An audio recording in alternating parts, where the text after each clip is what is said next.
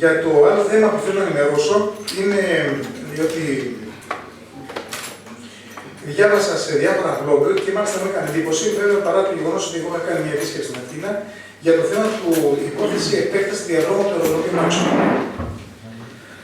Θέλω λοιπόν να πω ότι επειδή στα blog αυτά, στο blog που γράφτηκε, ίσως ήταν ανενημέρωτοι ή περίμεναν βέβαια να ενημερωθούν από ανθρώπους οι οποίοι ίσως δεν είχαν και καμιά αρμοδιότητα.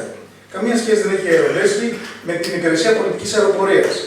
Και να βγάζουν χαρτιά και να λένε δικά τους θέματα, ότι πώς και τι θα υποχωρήσει. Και μάλιστα μου έκανε τρομακτική εντύπωση όταν ειρωνευόταν πως η δημοτική αρχή αυτή δεν έχει προχωρήσει στην επέκταση του διαδρόμου του αεροδρομίου Νάξου ή και τι κάνει και διάφορα τέτοια.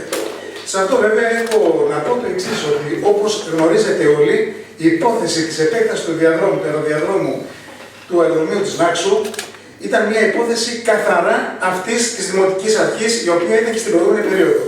Ένα θέμα το οποίο δεν είχε αγγίξει ποτέ κανείς, ποτέ κανείς, και ήρθαμε εμείς, σκαλίσαμε αυτή την υπόθεση και ξεκίνησε επί των ημερών μας το 2012 η υπόθεση της επέκτασης του διαδρόμου. Χωρίς να λέμε μεγάλα λόγια, με τις γνωριμίες που είχαμε πάνω, όπως γνωρίζετε, γιατί πρέπει να λέγονται αυτά, ήταν η πρώτη φορά που συζητήθηκε η επέκταση του διαδρόμου προς τον νότο. Είχαν έρθει 2 φορές και είδαν οι ειδικοί το διάδρομο προς τα που μπορεί να επεκταθεί, προς τον νότο δηλαδή.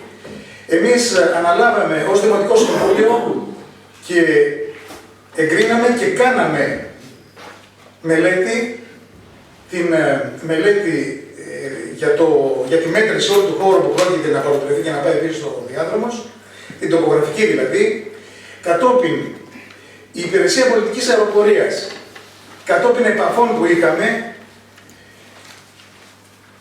έβαλε την αντίστοιχα χρήματα με αποτέλεσμα να γίνει η μελέτη η γεωτεχνική, δηλαδή είχαν μηχανήματα κάτω και έκαναν και πήραν τα λεγόμενα, τρυπούσαν τη γη και πήραν το λεγόμενο καρότο, προκειμένου να δουν το υπέδαφος πώς είναι για την επέκταση του διαδρόμου, και συνεχίστηκε η επέκταση για την τρίτη και τελευταία μελέτη, που είναι η μελέτη περιβαλλοντικών επιπτώσεων. Να ξέρετε ότι εκείνη την εποχή, τη θυμάστε πάρα πολύ καλά όλοι, με επαφές που είχαμε ακόμα και με την ανώτατη ηγεσία της κυβέρνησης τότε, εγκρίθηκαν και έχουν μπει στο πρόγραμμα το 2014-2020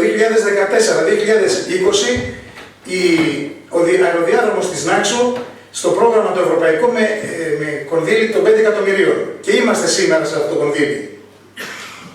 Ξεκίνησε λοιπόν από τότε η μελέτη περιβαλλοντικών επιπτώσεων. Φαίνεται βέβαια αυτοί οι κύριοι που τα λένε αυτά, ίσως δεν γνωρίζουν και τα μεταδίδουν και τα γράφουν τα blog, τα οποία πάλι θέλουν να τα πούνε.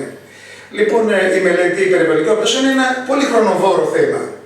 Αυτή λοιπόν η μελέτη την ανέλαβε να την κάνει η ίδια η Υπηρεσία Πολιτικής Αεροπορίας.